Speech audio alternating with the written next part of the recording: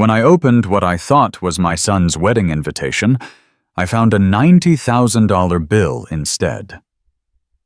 Evan had banned me from his wedding, but still expected me to pay for everything: the venue, catering, even their Maldives honeymoon. His handwritten note was brutally clear. Don't bother showing up. Just wire the money. But what happened next left my son begging me to reconsider, and his fiancée screaming in a hotel lobby for everyone to hear. Stick around to see how a father's love turned into the perfect revenge. The October morning felt crisp against my skin as I bent down to gather the fallen oak leaves scattered across my front porch. Each leaf crackled between my fingers, brittle and golden, carrying that familiar scent of autumn decay that always reminded me of Evan's childhood Halloween costumes. I had been looking forward to this ritual, the quiet satisfaction of cleaning up after nature's mess, when I heard the familiar rumble of the mail truck. My hands stilled on the rake handle as I watched Jerry, our mailman for the past 15 years, approach with his usual measured stride and that knowing smile that suggested he had something important in his bag. "Morning, Stephen," Jerry called out, reaching into his leather satchel with the practiced efficiency of someone who had done this thousands of times. "Got something thick here for you today. Feels important." He handed me a cream-colored envelope, heavier than usual, with my son's return address printed in elegant script across the top left corner. My heart began to race with the kind of foolish hope that only a father can understand. The hope that despite months of silence, despite the growing distance, my boy had finally remembered to include me in the most important day of his life. The envelope felt substantial in my hands, the kind of weight that suggested wedding invitations, venue details, maybe even a handwritten note asking for my blessing. I thanked Jerry and watched him continue down the street before settling into the wooden rocking chair my late wife had picked out 20 years ago. The chair creaked softly as I positioned myself, and I took a moment to appreciate the familiar sound, a comfort in a world that seemed increasingly unfamiliar. My fingers traced the edges of the envelope, feeling the quality paper, the embossed letterhead that probably cost more than I spent on groceries in a month. I opened it carefully, the way I had taught Evan to open Christmas presents when he was young. Slowly, savoring the anticipation. But what I found inside made my blood turn cold, and my hands begin to tremble in a way that had nothing to do with the autumn chill. Instead of an invitation, I found a detailed expense statement.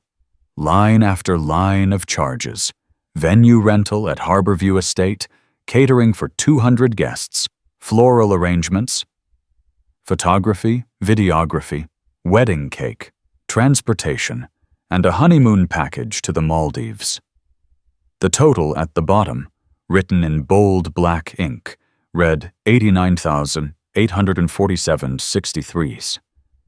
But it was the handwritten note at the bottom, scrawled in Evan's familiar handwriting, that truly stopped my heart. Don't bother showing up. Just wire the money. That's your role now. The words weren't just cold. They reduced me to nothing more than a wallet, a source of funds without feelings, without dignity, without any claim to being part of my own son's life. As I stared at those cruel words, my mind drifted back to last year's Thanksgiving dinner, when I should have recognized the warning signs of what was coming. I had spent hours preparing the turkey, the same recipe my mother had taught me, the same one I had passed down to Evan when he was 12 and insisted on helping in the kitchen. The bird had turned out perfectly golden, the skin crispy and glistening, and I had felt proud carrying it to the dining room where Melissa's parents sat in their expensive clothes, surveying my modest home with barely concealed disdain. I was halfway to the table, my hands steady despite the weight of the platter, when Evan suddenly stood up and pushed my hands away with an urgency that made everyone look up from their conversations. "Dad, just sit down," he had said, his voice carrying that particular tone of embarrassment that adult children use when they're trying to manage their parents in front of important people. "You'll mess up the setup. Melissa's parents are watching." He took the turkey from my hands without meeting my eyes, repositioning it on the table with unnecessary precision, while Melissa's mother offered a thin smile that never reached her eyes. The entire table had fallen into that awkward silence that happens when someone's been publicly diminished, and I found myself standing there, empty-handed, watching my son rearrange my work as if I were incapable of placing a dish on a table correctly. The other guests had tried to fill the silence with nervous laughter and forced compliments about the food, but I could see the truth in their expressions. They pitied me, the bumbling father who couldn't be trusted with simple tasks. I had taken the empty chair by the side wall, the one usually reserved for children or unexpected guests, while Melissa's father held court at the head of my own dining room table. Throughout the meal, I watched Evan hang on every word that man spoke, laughing too loudly at his jokes, agreeing too quickly with his opinions about business and politics and the proper way to live one's life. I had built that table with my own hands when Evan was 5, sanding each board until it was smooth as silk, staining it the rich cherry color that Ellen had loved so much. Now, I sat at the far end of it, feeling like a stranger in my own home, watching my son perform for people who would never see him as anything more than a convenient social climbing opportunity. That morning, holding the bill in my trembling hands, I understood that Thanksgiving dinner hadn't been an isolated incident or a momentary lapse in judgment. It had been the beginning of something much worse. The systematic erasure of my place in Evan's life, the reduction of our relationship to nothing more than a financial transaction. This bill wasn't just an invoice, it was a declaration that I was no longer his father in any meaningful sense, merely a source of funding for the new life he was trying to build with people who would never truly accept him. The period at the end of a sentence I had been too proud, too hopeful, too foolishly loving to see coming, even when all the warning signs had been right there in front of me. And that was only the beginning of what would become the most painful lesson of my life. I sat in my kitchen for nearly 2 hours after reading that bill, staring at the handwritten note until the words blurred together. The coffee in my mug had gone cold, forming that thin film on top that Ellen used to hate, but I couldn't bring myself to move or drink or think clearly about what I should do next. Finally, when the afternoon shadows began creeping across the linoleum floor, I picked up the old rotary phone that still hung on the wall beside the refrigerator. The same phone Evan used to stand on his tiptoes to reach when he was 8 years old, calling his friends to arrange bicycle races around the neighborhood. My fingers felt heavy as I dialed his number, each rotation of the dial clicking with mechanical precision while my heart hammered against my ribs like a trapped bird. The phone rang 4 times before Evan answered, and I could hear the irritation in his voice even before he spoke. "Hello?" The single word carried the weight of someone who had been interrupted during something far more important than talking to his father.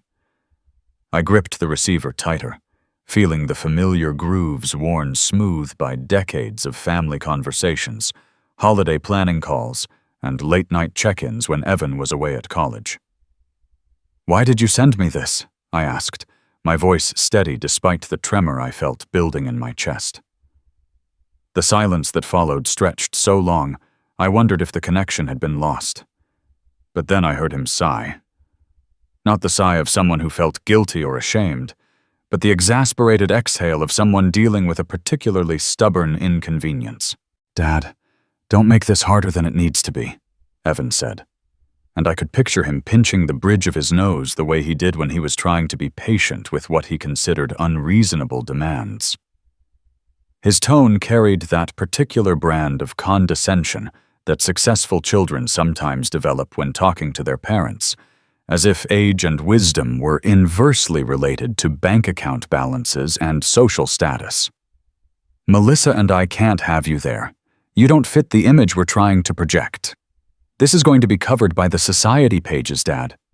There will be photographers from 3 different magazines, and all of Melissa's father's business associates will be there with their families." Each word felt like a small knife being twisted deeper into my chest, but I remained silent, letting him reveal the full extent of his callousness. "But paying for it," he continued, and I could hear the sound of papers rustling in the background, as if he were reviewing documents while casually dismantling our relationship. "That's the least you can do. You raised me, right? Well, this is your chance to see that investment pay off. Help me make the right impression with the right people. You want me to succeed, don't you?"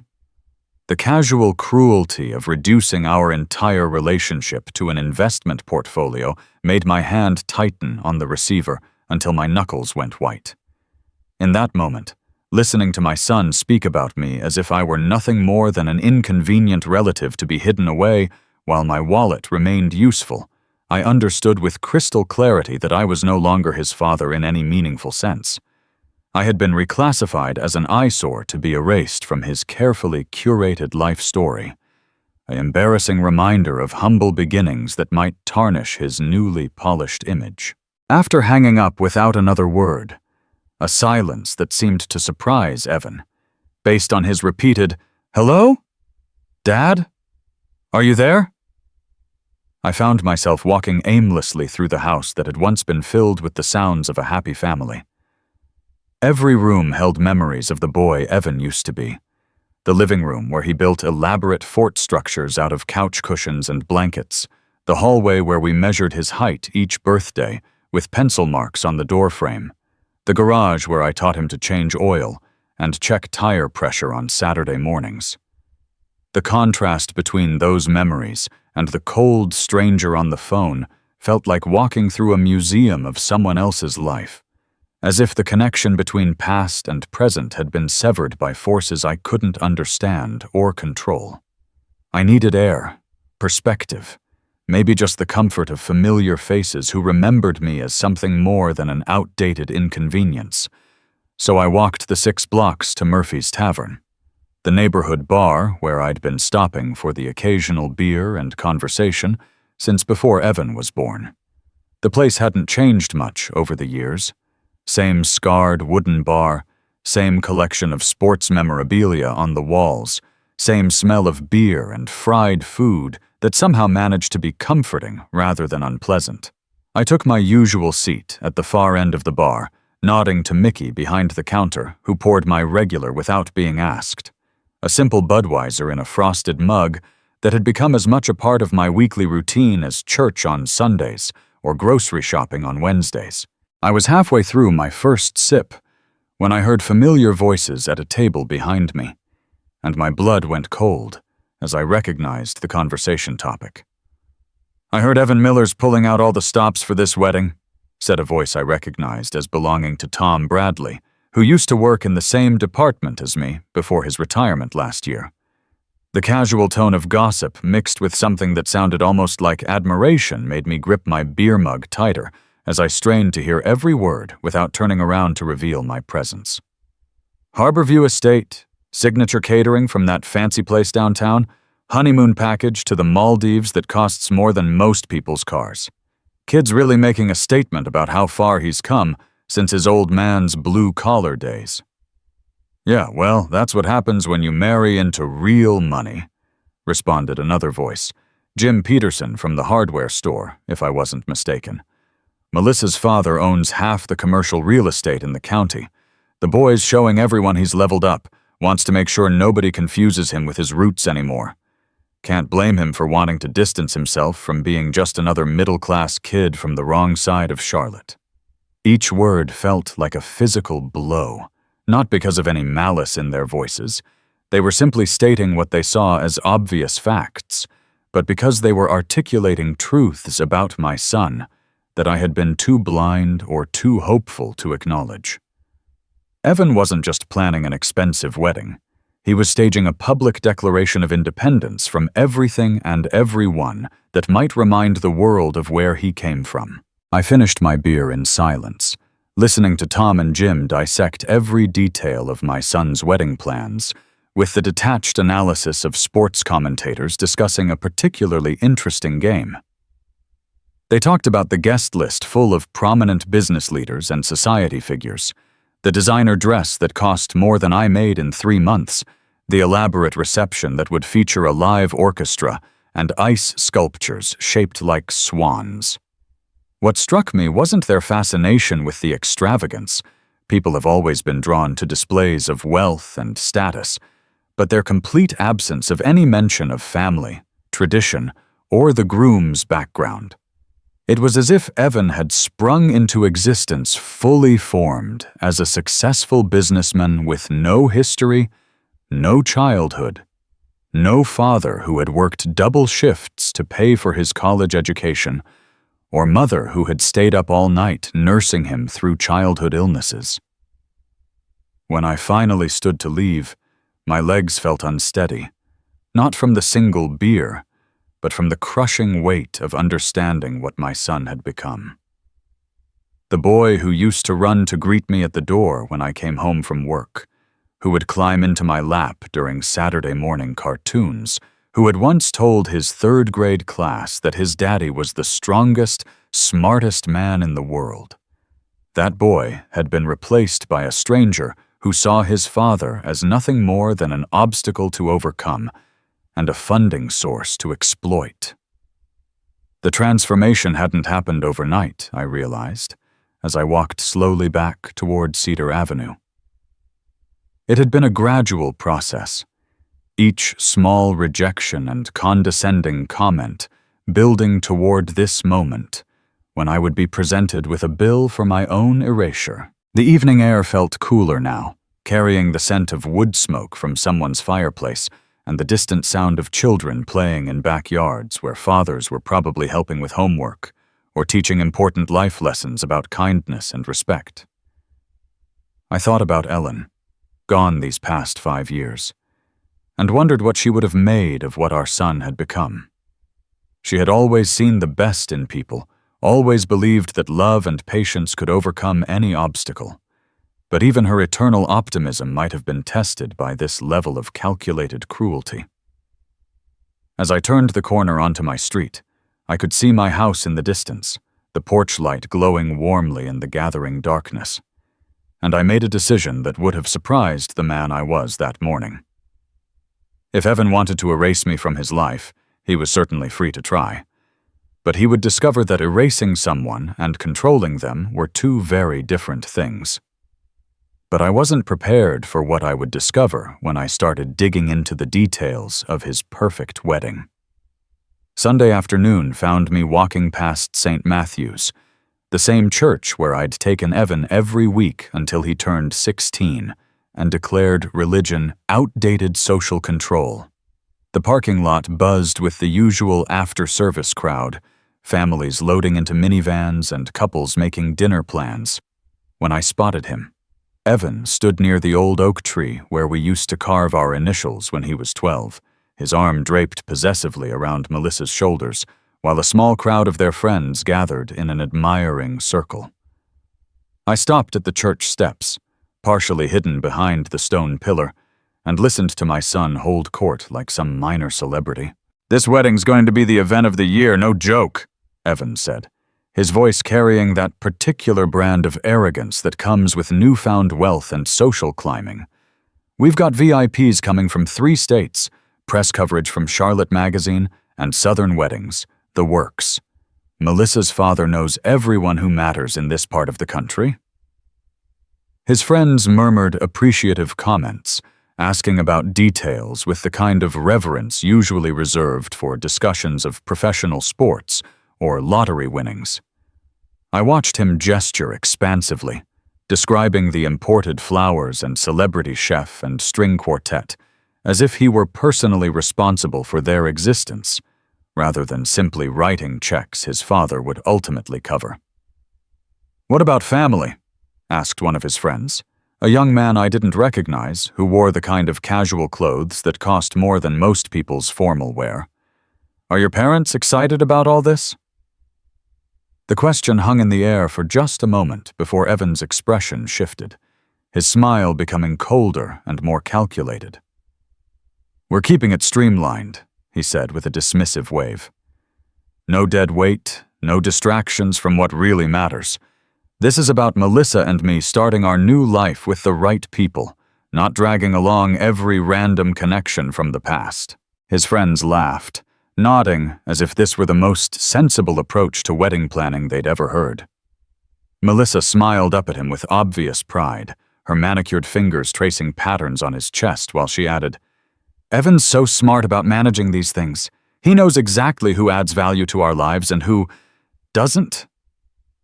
Her eyes swept casually across the parking lot as she spoke, and for one terrible moment, they landed directly on me.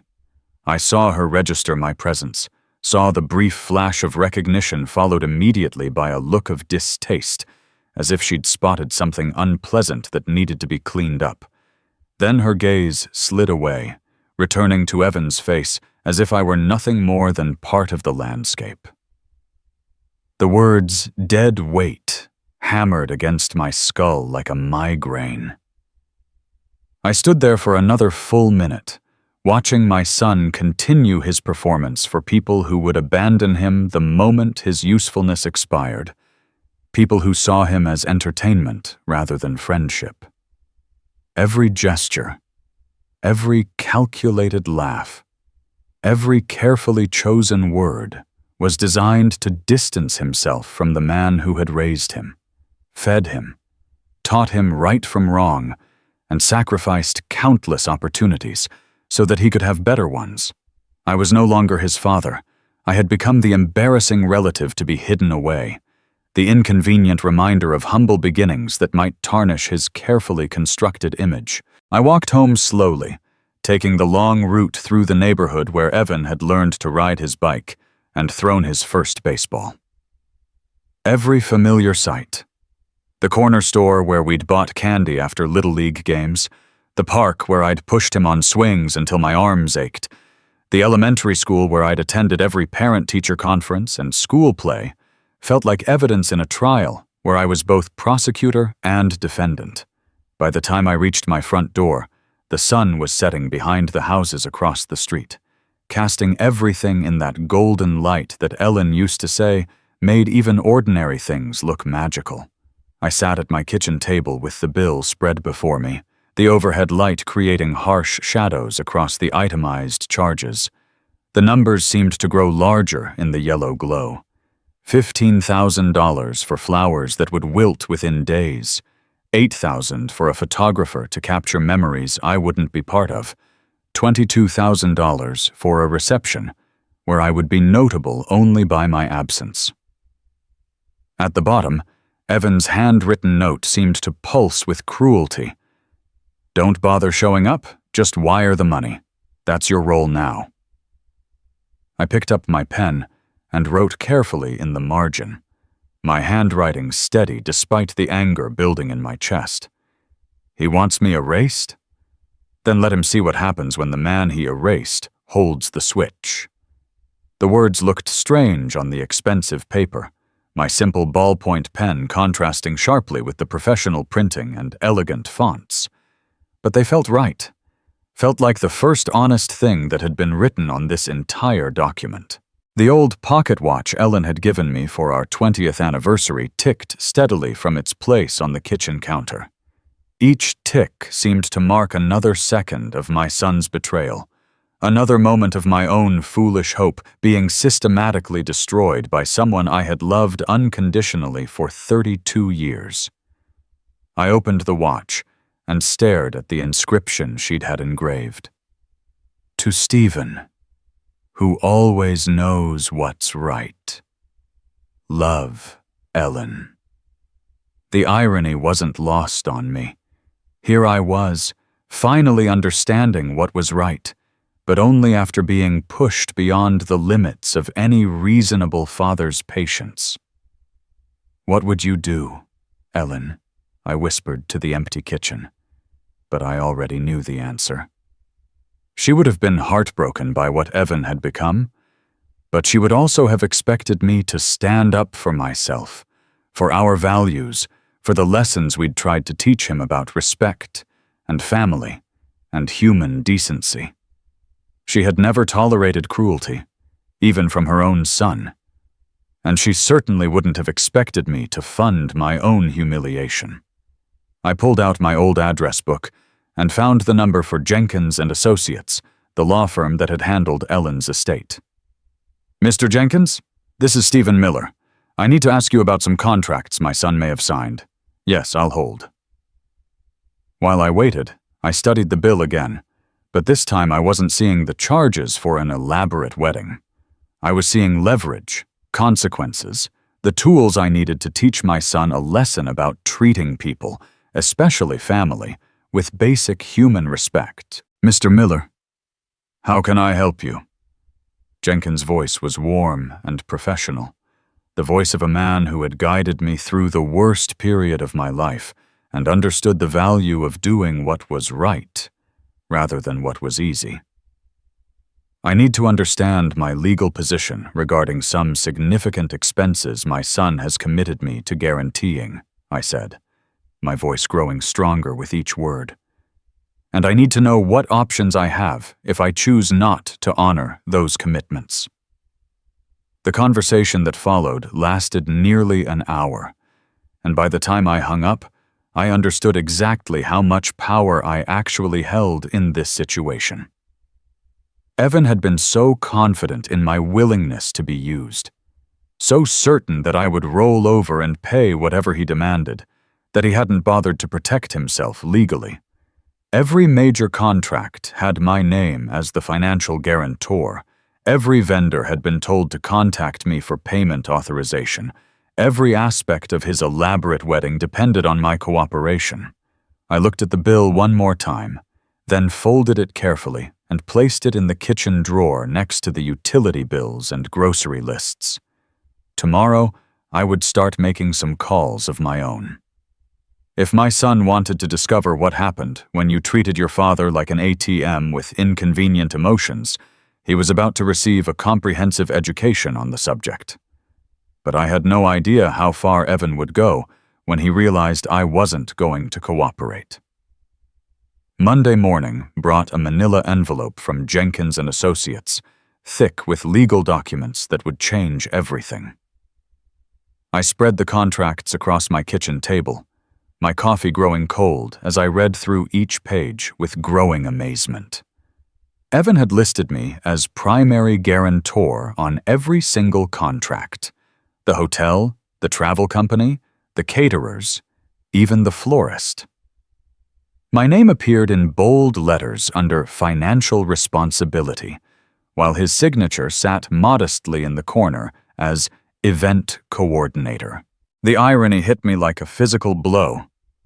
My son, so eager to erase me from his wedding while keeping my wallet available, had handed me complete control over his entire event.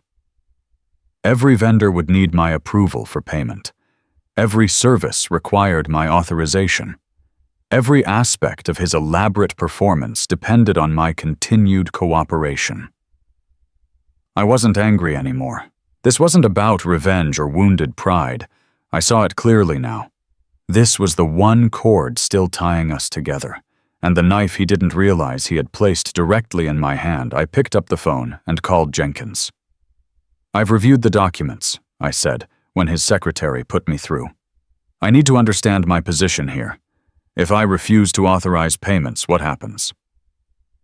Jenkins cleared his throat.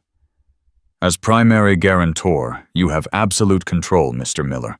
No vendor can proceed without your written consent. Your son has made himself completely dependent on your approval." He paused. "Of course, this could severely damage your relationship." I stared at Evan's signature on the Harborview estate contract. I think my son already took care of that. My first call went to the wedding venue.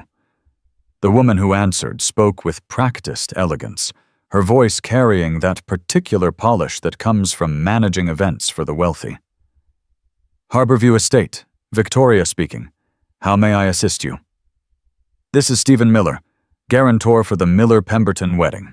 I'm calling to withdraw my financial authorization, effective immediately. The line went silent. I could hear the soft clicking of computer keys, then more frantic typing as she pulled up the contract details. Mr. Miller, I'm not sure I understand. The event is this Saturday. We've already begun preparations, ordered flowers, scheduled staff. Then I suggest you contact my son immediately about alternative payment arrangements. Without my authorization, I assume you can't proceed. I kept my voice steady, professional, as if I were discussing routine business instead of dismantling my son's wedding. This is highly irregular. We've never had a guarantor withdraw authorization so close to an event. Victoria's honey-smooth voice had developed a sharp edge. The financial implications are substantial. I understand this creates difficulties, but my son made certain choices about this event that I can no longer support. You'll need to work directly with him on resolving the situation. After hanging up, I immediately dialed Paradise Travels. The young man who answered had that forced enthusiasm of someone paid to sell dreams. Paradise Travels? This is Marcus. How can I help you plan your perfect getaway? I need to cancel my payment guarantee on the Pemberton Miller honeymoon package. The enthusiasm died instantly. Cancel? Sir, the departure is next Monday. Everything's confirmed. Resort, flights, transfers. This is an $18,000 package. Then you'd better contact Evan Miller about new payment arrangements. I'm no longer responsible for any charges. I could hear Marcus typing frantically, probably calculating penalties and trying to understand how such an expensive booking could evaporate in one phone call. Mr. Miller, without your guarantee, we'll have to cancel everything by Thursday or face massive losses. I understand the implications. This is no longer my problem. Within 2 hours, my phone started ringing. Giuseppe from Bellacorte Catering called first, his Italian accent thick with barely controlled panic. Mr. Miller, we have serious problem. Your son says no worry about payment, but contract says we need your approval. We cannot prepare food for 200 guests without guarantee.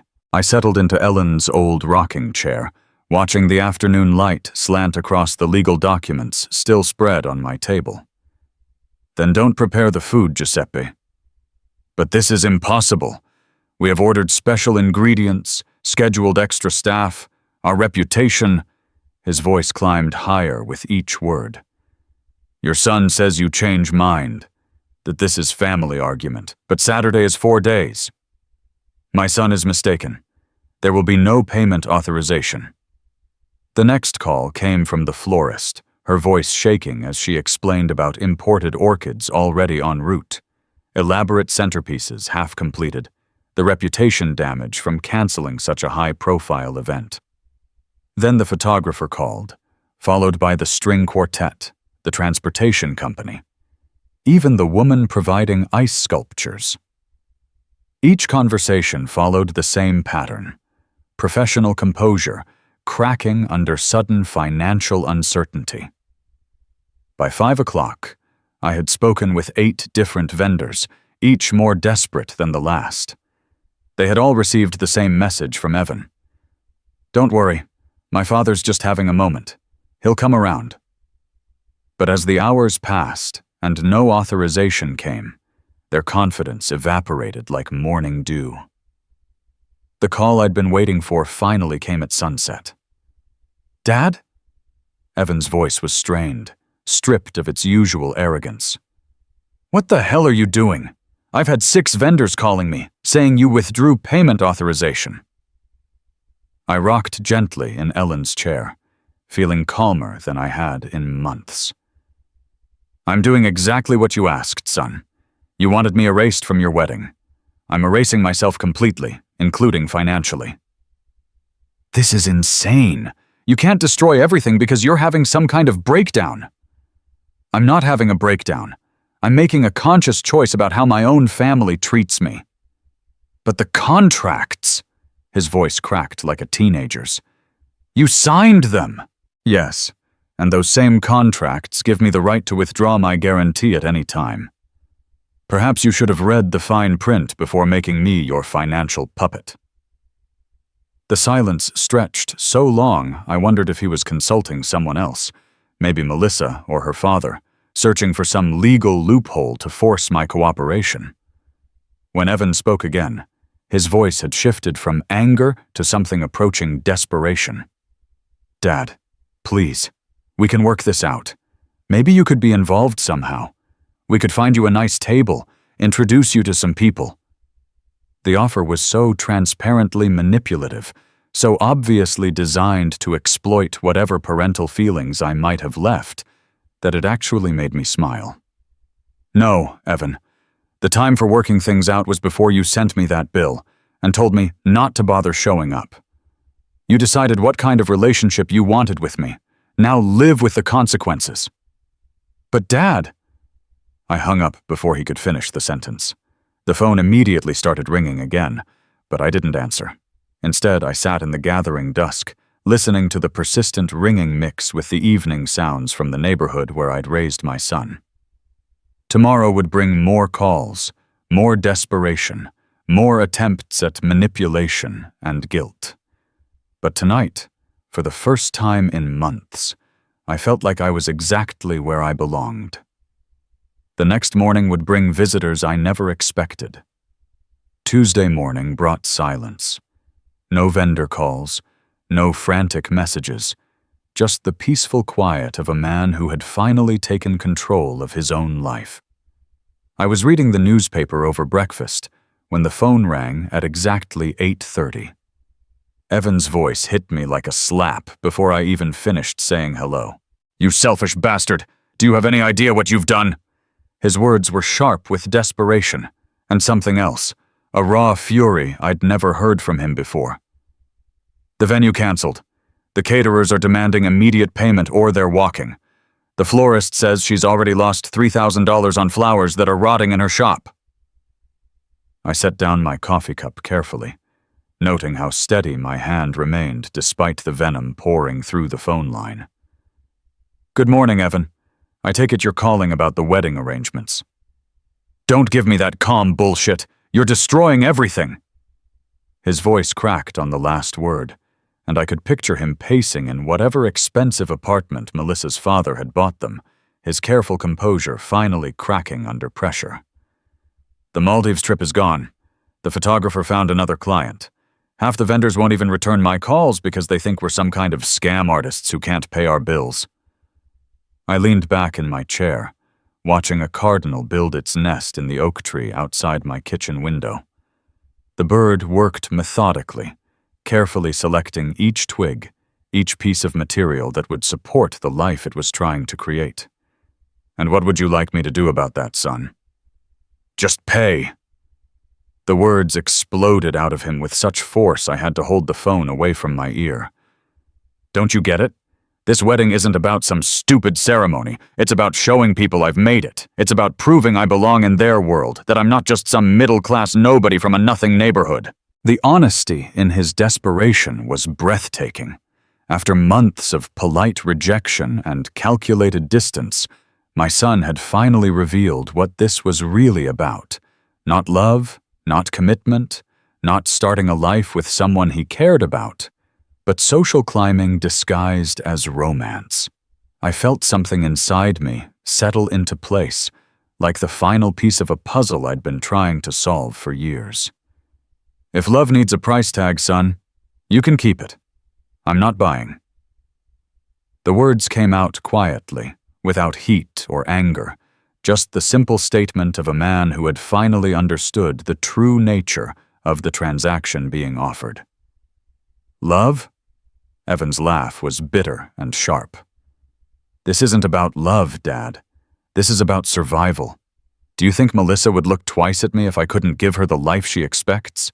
Do you think her father would respect me if I showed up to family dinners in your old pickup truck, talking about working with my hands like it's some kind of virtue?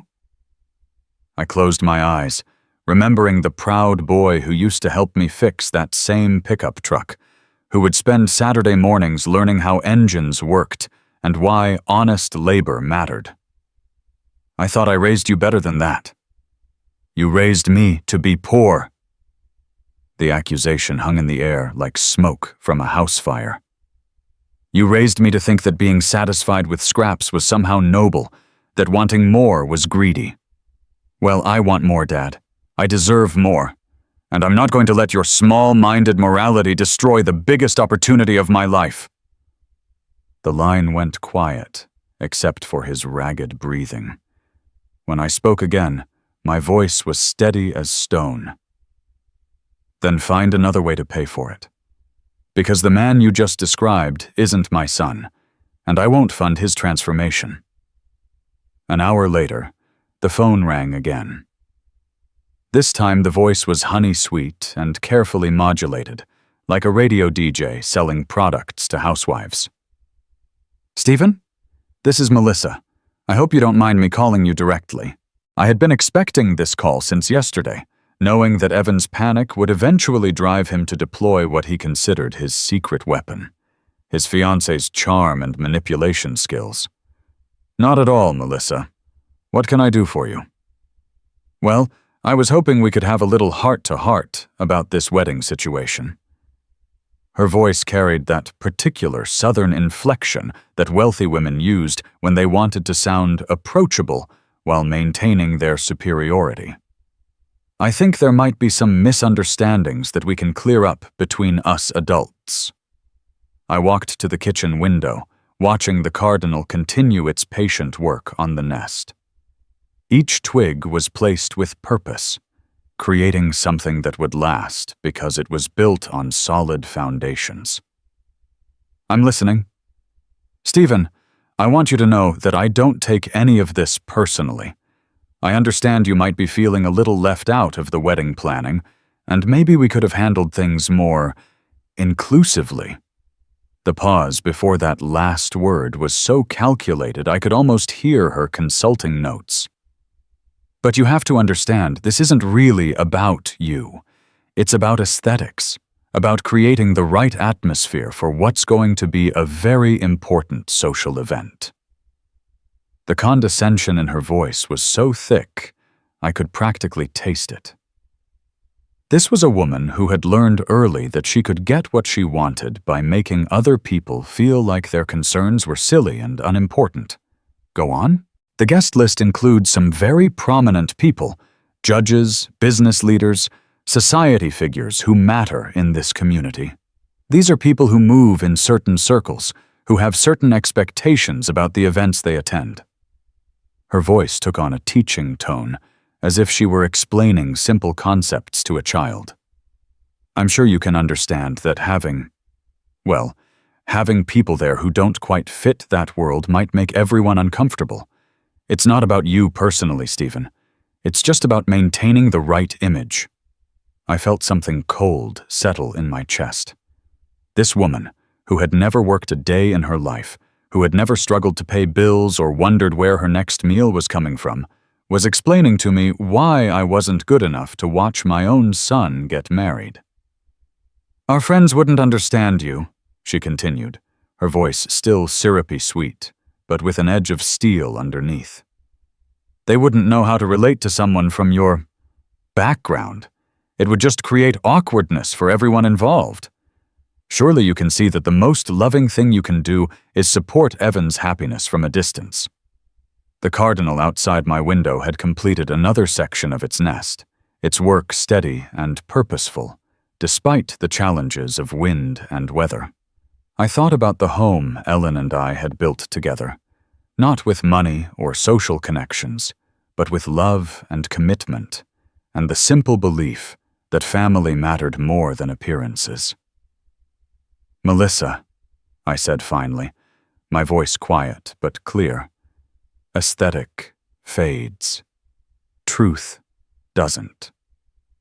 The silence that followed was so complete, I wondered if she'd hung up. When she spoke again, the honey was gone from her voice, replaced by something sharp and ugly. You're making a mistake, Stephen. Evan has worked very hard to build a new life, and if you destroy this wedding, you'll lose him forever. Is your pride really worth losing your only son? I hung up without answering. The threat had been delivered with the casual cruelty of someone who had never doubted their right to get their way, but it revealed something important. They were scared. All their careful planning, all their social climbing and image management depended on my cooperation. Without it, their elaborate performance would collapse into the petty fraud it had always been. The rest of the morning passed quietly, but I could feel the storm building. Around noon, my neighbor Mrs. Patterson knocked on my door, her face creased with concern. "Stephen, honey, there's a story going around town about Evan's wedding being canceled. People are saying you refused to pay for it." I invited her in for coffee, grateful for the company of someone who had known me since Ellen was alive, who remembered what kind of man I'd tried to be. "What are people saying exactly?" Mrs. Patterson settled into Ellen's chair, her weathered hands wrapped around the warm mug. "Well, you know how gossip works.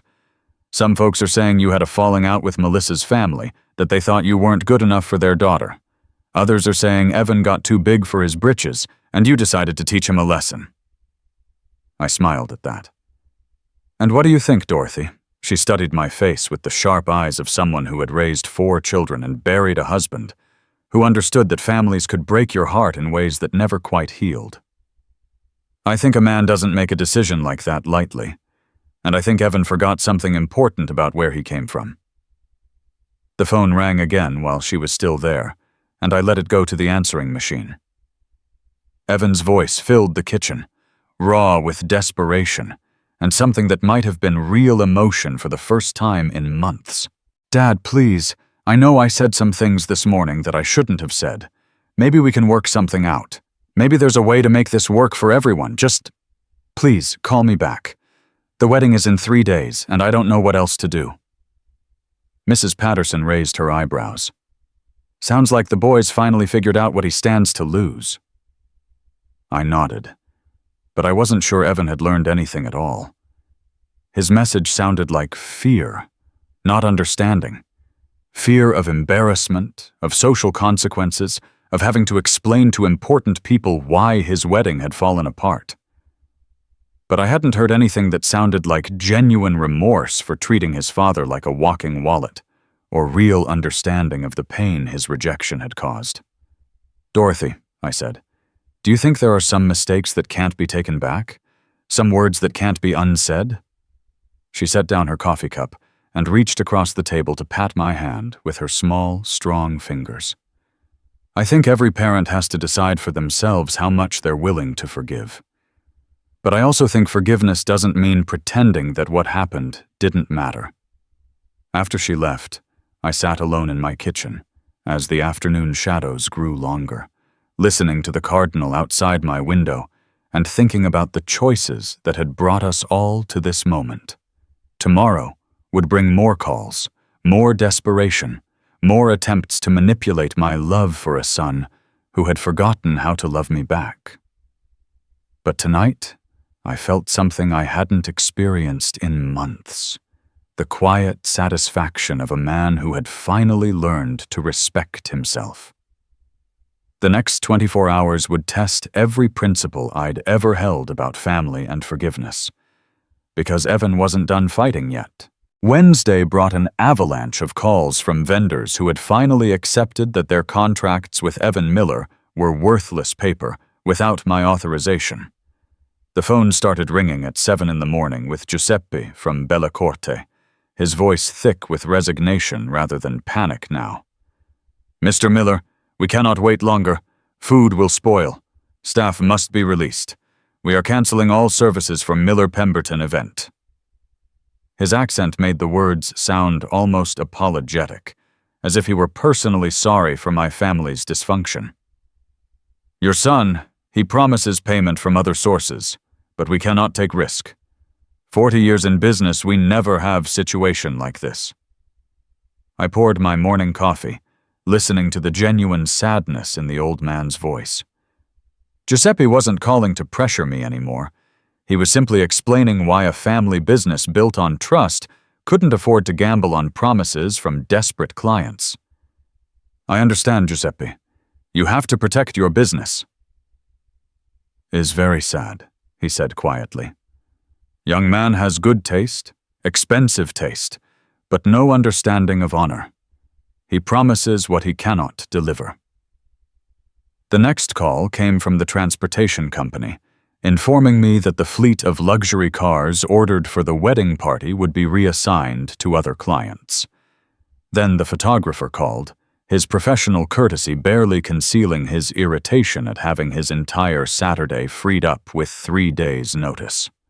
The florist's assistant explained that thousands of dollars worth of imported orchids would now be sold to other events at a significant loss. Each conversation followed the same pattern. Business people cutting their losses, protecting their reputations, and moving on from what had clearly become a financial disaster. By noon, I had received confirmation that every major vendor had canceled their services. The elaborate wedding that Evan had planned as his social debut had collapsed into nothing more than expensive contracts and broken promises. The most telling call came from Victoria at Harborview Estate. Her honey-smooth voice had been replaced by crisp professionalism. Mr. Miller, I wanted to inform you personally that we've released the October 15th date to another client. The Pemberton Miller event has been officially canceled due to non-payment. She paused, then added with what sounded like genuine sympathy. I hope your family can work through whatever difficulties you're experiencing. After she hung up, I sat in the quiet of my kitchen, listening to the tick of Ellen's wall clock and feeling something that wasn't quite satisfaction, but wasn't regret either. The machine that Evan and Melissa had built to launch themselves into high society had ground to a halt, not because of sabotage or spite, but because it had been constructed on foundations of lies and exploitation. By afternoon, the rumors had begun spreading through town like wildfire. Mrs. Patterson called to tell me she'd heard at the grocery store that the Miller boys' fancy wedding had fallen apart. The clerk at the bank mentioned that people were saying Melissa's family had discovered financial problems with Evan's background. At Murphy's Tavern, the bartender told anyone who would listen that the power couple everyone had been talking about might lose their venue for lack of funds. The irony wasn't lost on me. Evan had been so concerned about his image, so desperate to prove he belonged among the wealthy and influential, that he'd created exactly the kind of public spectacle he'd been trying to avoid. Instead of being remembered as the small-town boy who married into high society, he would be the cautionary tale about young men who overreached their circumstances. Thursday evening brought the call I'd been dreading and expecting in equal measure. The phone rang at 11:30, long after I'd settled into bed with one of Ellen's old mystery novels. Evan's voice was barely recognizable, stripped of its usual confidence, rough with exhaustion and something that might have been tears. Dad? The single word carried more pain than I'd heard from him since he was 8 years old and had fallen off his bike, scraping his knee so badly he'd needed stitches. Are you awake? I set the book aside and sat up against the headboard, preparing myself for whatever desperate strategy he'd devised next. I'm here, son. Please don't do this. The words came out in a rush, as if he'd been rehearsing them for hours but couldn't quite get them right. People are watching. Everyone in town knows what's happening. I'll be a joke. Melissa's father won't even take my calls anymore. Her mother told her friends that the wedding was postponed due to financial complications with the groom's family. I closed my eyes, feeling the weight of 32 years of fatherhood pressing against my chest. This was still my son, still the boy I'd raised and loved and sacrificed for, even if he'd become someone I barely recognized. Then let them see the truth, Evan. I won't fund a lie. But it's not a lie, his voice cracked with desperation.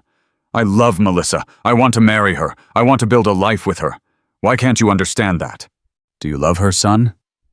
Or do you love what marrying her represents? The question hung in the air between us like smoke. Because from where I'm sitting, it looks like you're trying to buy your way into a world that will never truly accept you, no matter how much money you spend or how many people you cut out of your life. The silence stretched so long I wondered if he'd hung up. When he spoke again, his voice was small and lost, like the child he'd once been. I don't know how to be anything else anymore, Dad. I don't know how to go back to who I was before.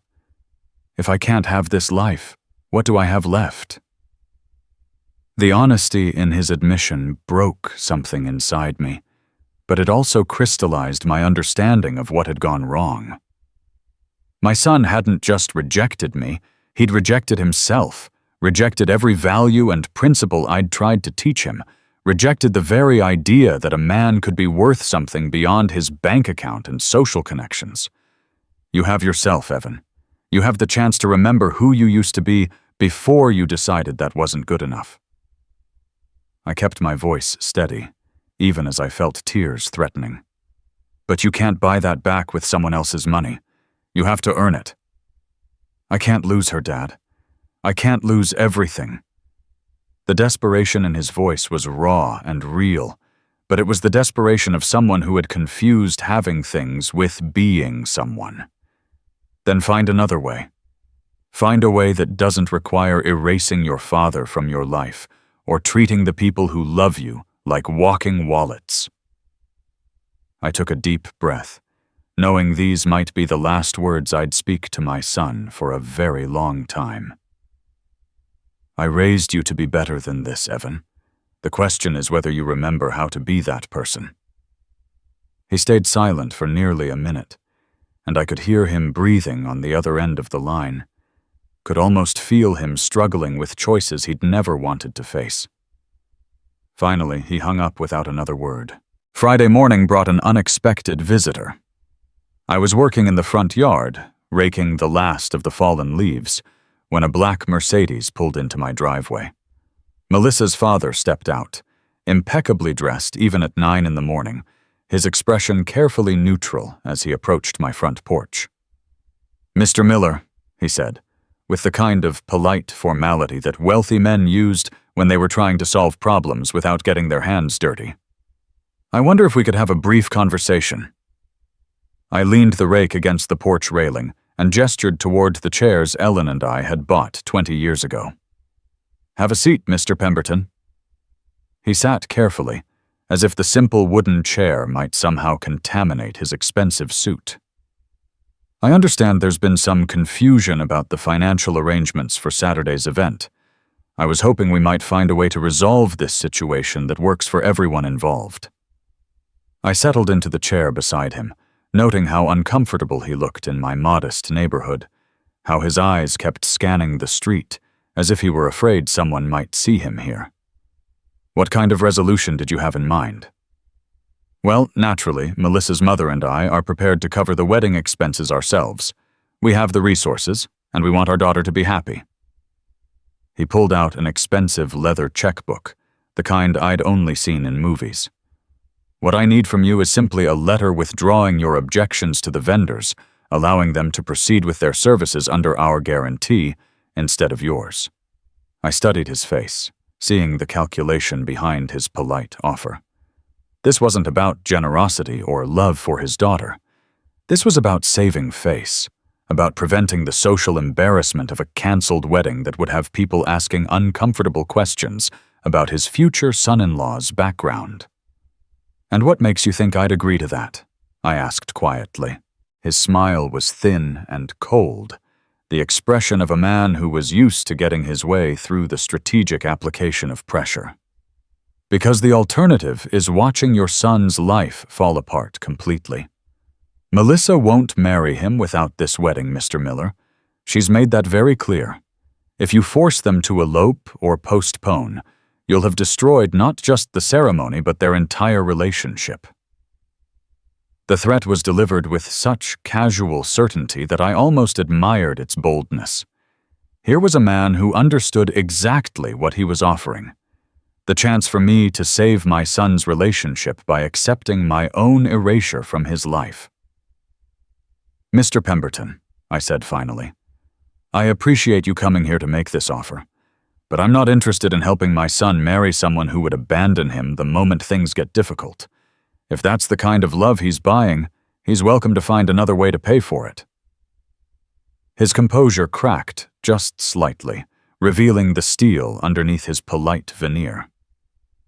"You're making a serious mistake, Mr. Miller. You're destroying your relationship with your son over pride." "No, sir," I said, standing up to signal the end of our conversation. "I'm trying to save whatever's left of it." He left without another word, his expensive car looking absurdly out of place on Cedar Avenue. I watched him drive away, then went back to raking leaves, knowing that tomorrow would bring the final consequences of every choice we'd all made. Saturday morning would arrive with news that none of us had expected. Saturday morning arrived with the crisp clarity that October sometimes brings, the kind of day that would have been perfect for a wedding if there had been one to attend. I woke early, made my usual coffee, and settled into Ellen's chair with the newspaper, knowing that 60 miles away at Harborview Estate, a very different kind of drama was unfolding. The first call came at 10:15 from Mrs. Patterson, her voice breathless with the kind of excitement that small towns reserve for truly spectacular scandals. "Stephen, honey, you're not going to believe what I just heard from my sister in Charlotte. She was at her hair appointment when Melissa Pemberton came storming in, crying and carrying on about how her wedding had been ruined by that impossible man and his stubborn father." I set down my coffee cup, not surprised but still curious about how the final act of this particular drama had played out. "What exactly did she say, Dorothy?" "Well, according to Carol, that's my sister, Melissa was telling anyone who would listen that the wedding had to be postponed because of financial complications beyond their control. But then she got angrier and started saying things about how Evan had promised her his father would pay for everything, and how she couldn't believe she'd trusted someone who couldn't even manage his own family relationships. The image of Melissa in a hair salon, her carefully constructed composure finally cracking under the weight of public embarrassment, was almost too perfect. She had spent months planning not just a wedding, but a social debut, a chance to display her new husband like a trophy she'd acquired. Now she was learning the difference between owning something and earning it. An hour later, Tom Bradley called from Murphy's Tavern with more details. "Stephen, you should know that half the town's talking about what happened at that fancy hotel this morning. My nephew works catering there, and he said it was like watching a soap opera unfold in real time." I walked to the kitchen window, looking out at the cardinal's nest that was now complete and sturdy, ready to weather whatever storms might come. "What did he see, Tom?"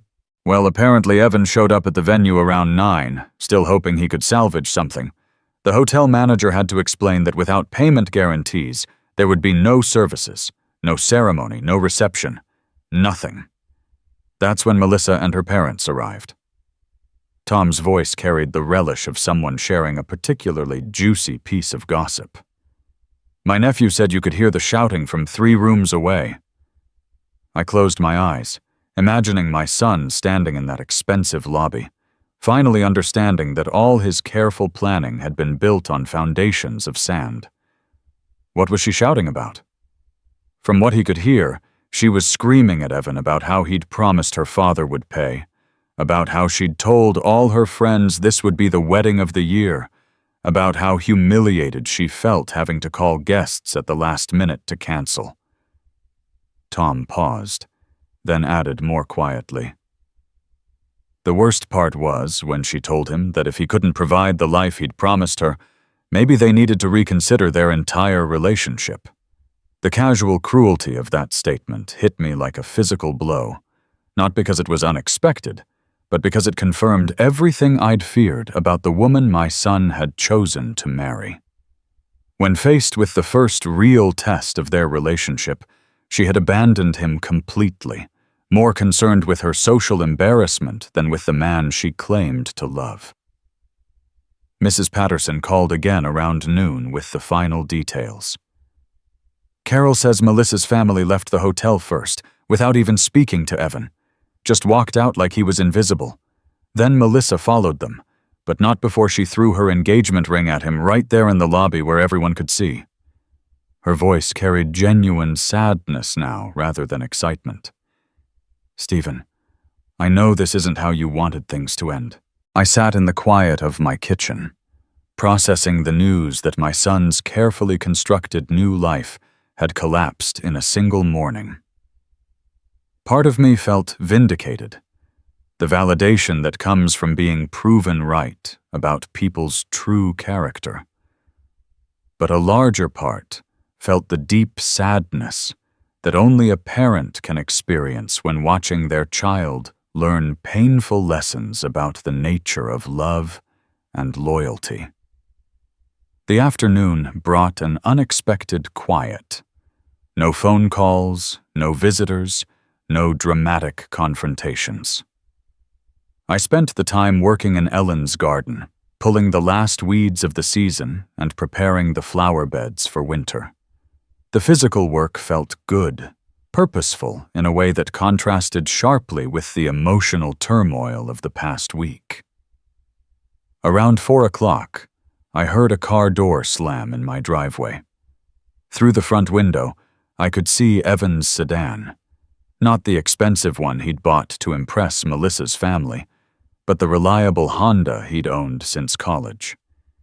He sat behind the wheel for several minutes, not moving, and I wondered if he would find the courage to knock on my door, or if he would drive away without facing the conversation we both knew was inevitable. Finally, he got out and walked slowly up the front path. His shoulders slumped in a way that reminded me of the boy he'd been when he was 12 and had to confess to breaking Mrs. Patterson's window with a baseball. I opened the door before he could knock, seeing immediately that he'd been crying. His eyes were red and swollen, his expensive shirt wrinkled and stained. "Dad," he said quietly, not meeting my eyes. "Can I come in?" I stepped aside to let him pass, noting how small he looked in my familiar living room, how out of place his designer clothes seemed among Ellen's simple furniture and family photographs. He sat on the edge of the couch like a child waiting to be punished, his hands clasped tightly in his lap. "I suppose you heard what happened," he said finally, his voice barely above a whisper. I settled into my chair across from him, the same chair where I'd read him bedtime stories and helped him with homework and listened to his dreams about the future. "I heard some of it. Do you want to tell me the rest?" He looked up at me then, and I saw something in his face that I hadn't seen in years: vulnerability, genuine remorse, and the beginnings of understanding. "She's gone, Dad. Melissa, her family, the whole life I thought I was building. It's all gone. I'm sorry, son. I know you cared about her." Did I? The question seemed to surprise him as much as it surprised me. "I keep thinking about what you said, about whether I loved her or what she represented. And I don't think I know the difference anymore." We sat in silence for a while, the weight of everything that had happened settling between us like dust after a storm. Outside, the late afternoon sun was slanting through the oak tree, casting familiar shadows across the room where he'd grown up. "Dad," he said finally, "I said some terrible things to you. About you raising me to be poor, about you not understanding what I needed to succeed. I was wrong." I leaned forward in my chair, seeing my son clearly for the first time in months. "What do you think you understand now that you didn't before?" He ran his hands through his hair, a gesture I remembered from his childhood when he was struggling with difficult problems. I understand that I threw away everything real in my life, chasing something that was never going to last. I treated you like you were an embarrassment when you were the only person who actually loved me for who I was instead of what I could provide. As evening approached, we talked more honestly than we had in years. Evan told me about the pressure he'd felt to reinvent himself after meeting Melissa, about the shame he'd developed about his modest upbringing, about the way her family had made him feel like he needed to prove his worth through expensive displays of wealth he couldn't afford.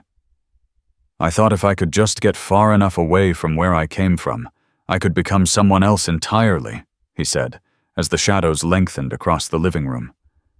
Someone who deserved to be in their world. And now? I asked. He was quiet for a long moment, staring at the family photographs on the mantel. Pictures of him as a child, of Ellen and me on our wedding day, of the three of us together during happier times. Now I think maybe I was already someone worth being, and I just forgot. As he prepared to leave, Evan paused at the front door and looked back at me with an expression I hadn't seen since he was young. Uncertain, but hopeful, like someone asking for a second chance they weren't sure they deserved. Dad, do you think there's a way back from this?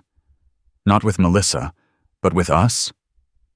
I thought about Ellen, about the values she'd taught me regarding forgiveness and family, about the difference between enabling someone's mistakes and helping them learn from them. I think that depends on who you choose to be going forward, son. The man who sent me that bill and told me not to show up, or the one standing in my doorway asking if we can find our way back to each other. After he left, I sat in my backyard as the sun set behind the houses on Cedar Avenue, listening to the steady tick of Ellen's pocket watch and feeling a peace I hadn't known in years. The cardinal was settled into its nest for the night, safe and secure in something built with patience and care rather than flash and expense. In the fading light, I whispered to the evening air, "A wedding without respect isn't a wedding. It's theater. And I don't pay for theater." The lesson had been expensive for all of us, but sometimes the most important truths can only be learned through loss. My son had discovered that love built on conditions and social climbing would never survive the first real test. I had learned that sometimes the most loving thing a parent can do is refuse to enable their child's worst impulses, even when it means watching them fall. The story wasn't over. Healing would take time. Trust would need to be rebuilt, and Evan would have to prove through actions rather than words that he understood what he'd almost thrown away. But as I sat in the peaceful darkness of my own backyard, I knew that for the first time in months, we had the chance to build something real together.